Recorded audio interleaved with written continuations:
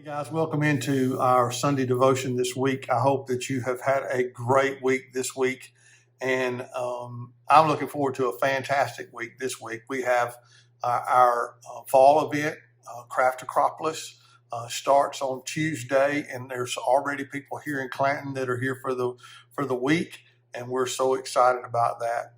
If you want to be loved, you have to be lovable. If you want to be a friend, you have to show yourself friendly. And that's what the scripture says. So that's what I'm going to talk about today. If you want to be a friend, you got to show yourself to be friendly. And that's from the scripture. It's actually found in Proverbs chapter 18 and verse 24. It basically says, and this is a different translation, yours might be a little bit different. It says, a man of many companions may come to ruin, but there is a friend who sticks closer than a brother. Now, if you want to have friends, you got to be friendly. You can't be somebody that's not enjoyable to be around. You can't be somebody that nobody wants to hang out with.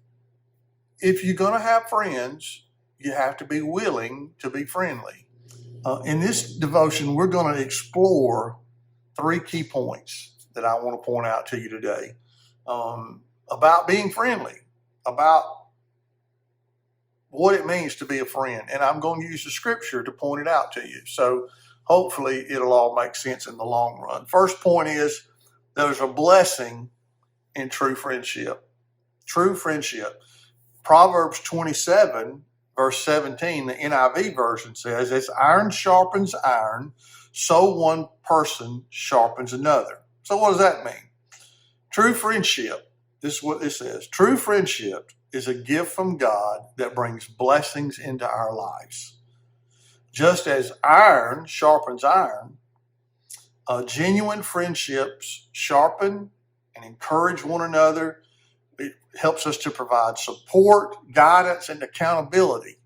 It's what it takes to make it. How important is that best friend to you that you can tell anything to, that can hear what you say and listen to what you say and not condemn you for what you say, that will actually support you even in the toughest of times? A genuine friend. By being friendly, okay, we open ourselves up to the possibility of experiencing the profound blessing that comes from authentic friendships. You know, I think about some of my friends, and I got a lot of friends, okay? I got a lot of friends. Maymay always makes a joke that no matter where we go, we're going to run into somebody that I know. It's happened on a cruise before. It's happened when we were on vacation at the beach before. It's happened in the mountains. I mean, everywhere we go, it seems like I run into somebody that I know because I try to be friendly, you know, and I try to be kind. I try to listen. I try to support. I try to love the people that I come in contact with. Now, I don't do good at it all the time, but I do try to be friendly and to show myself as somebody that cares about other people. Number 2, the impact of kind words. Now, this is important, okay?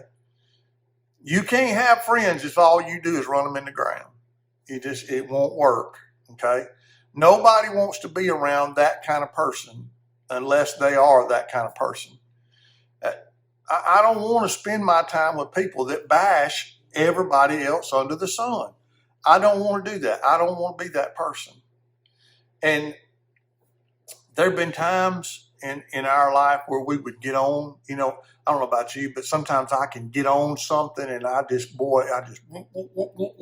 won't quit. I'm just pounding it in, you know. And Amy's stepdad, Brother Eddie, he used to, whenever we'd get on something like that, he'd go, I think we should change the subject. And I always be like, what? But he was right. Because if you're not careful, when you get in a group of people, you can start bashing somebody and then it just becomes a roller coaster. It's just getting bigger and bigger and bigger. We need to stop doing that. We need to understand the impact of a kind word. Proverbs 16:24 says this: gracious words are a honeycomb, sweet to the soul and healing to the bones. Man, how many times have you been with somebody and they say something kind to you, and how much that lifts your spirit, how much that makes you feel so much better on the inside? It's amazing to me what happens there. See, being friendly involves using kind and gracious words, being nice to people. I used to tell my kids all the time. Jared even thought one time I was flirting with the lady at the drive-through window because I was being kind. He, he went, Dad, Mom is right here in the car. And I'm like, son, I'm not flirting. I'm just being kind. It never hurts to be kind, to make somebody smile, to lift somebody's spirit. And that's what it says. You got to understand something. Our words have the power to lift somebody up, to encourage somebody, to bring healing to them when they're hurting. So be careful what you say. Choose your words wisely. I don't know about you, but probably true. Your mama said if you ain't got nothing nice to say, don't say nothing at all. Boy, I wish some of us would listen to that today. How many times do we go on social media and just bash somebody? We might not even know them. We don't have a clue what they're going through. You got to walk a mile in somebody's shoes. You got to stop using harsh words. We got to encourage somebody. This is what it says. By choosing to speak kindly, we can create an atmosphere of love and acceptance, fostering deeper connections with others. Our friendly words can be a source of comfort and strength that will make a lasting impact on those that we encounter. Do you want to be that person? Do you want to be the person that your kindness just flows out of you and changes people's lives for the good because you were positive, you were kind? You know, you think about the Lord, think about Jesus when he walked on this earth. Man, how hard must it have been for him to be kind to the people that wanted to kill him?